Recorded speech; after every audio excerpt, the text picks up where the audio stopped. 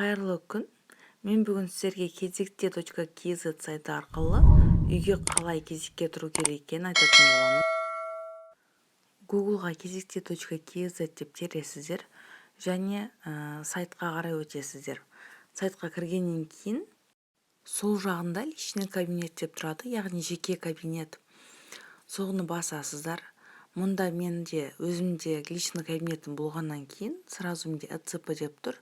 Сіздер регистрация деген таңдайсыздар. Енді SMS арқылы немесе ЭЦП арқылы. Мен бұл жерде SMS арқылы дедім. Тұтынушы жеке тұлғасыз ба? Немесе кәсіпкерсіз бе? Соны таңдайсыз. Мына жерде енді соглашение жаңағы барлық неге келісесіз бе? Және өзіңіздің нөміріңізді қалдырасыз және иіңізді жазасыз. Бұл тікелей сонымен байланысты сайт. Және ана жерде птичкасы бар, сол птичканы я согласна деп птичка қоясыздар. Ана жерде мен ұмытып кеткенмін. Қайтадан артқа түсесіздер де птичканы қойып далее батырмасын басасыздар. Батырманы басқаннан кейін сіздерге SMS хабарлама келеді. Сол SMS хабарламаны мына ұяшыққа жазасыздар. Одан кейін менде өзімнің номерім тіркеулі болғаннан кейін далее басқа басасыздар. Одан кейін emailдарыңызды жазасыздар. Дальше парольдарыңызды енгізіп, сіздер сайтқа тіркелесіздер.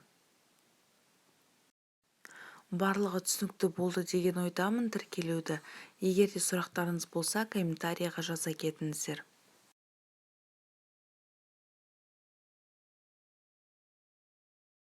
Өздеріңіздің жеке кабинеттеріңізге кіргеннен кейін, менің кезегім, яғни өздеріңізге қай тіл ыңғайлы, сол тілді ауыстыруға болады.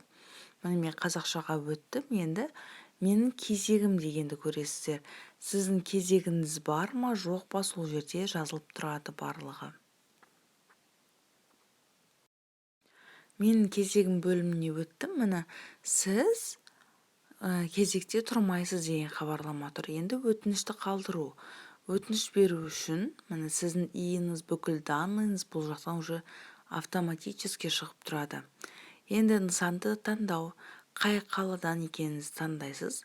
Мен Тараз қаласынан болғаннан кейін Тараз қаласын іздеп отырып таңдадым. Яғни Шу, Меркі деп те бөлінеді екен. Соған қарай өздеріңіз таңдайсыздар. Үшінші графада жұмыс істейтін орныңыз туралы мәлімет бересіз. Яғни кім болып жұмыс жасайсыз, сол туралы жазылады және ең соңында таңдау керек. Яғни үйіңізде мүгедек адам жоқ па, сол жайлы. Яғни бірінші қабаттан болу міндетті ме деген секілді ғой. Мен біріншісін таңдадым, барлығы жақсы деп. Одан кейін әрі қарай батырмасын басасыз. Төртінші пунктте бұл жерде отбасы тізімі туралы, яғни ЖСН номері, құжаттың түрі, яғни удостоверениенің артындағы номер, күйеуіңіздің және балаларыңыздың иіндарын барлығын толық көрсетіп, барлығының тізімін жазасыз. Барлығын жазып болғаннан кейін әрі қарай батырмасын басып, келесі пунктке өтеміз. Бұл пунктті пропускаем. Келесі пункт. Мұнда сіздің қайда жұмыс жасағаныңыз туралы информацияны енгізесіз. Яғни мектептің бины керек болады. Бинін енгізесіз де қай уақыттан бастап жұмыс істеп жатырсыз. Соны енгізесіз. Және лауазымыңыз мемлекеттік қызметкер дейсіз.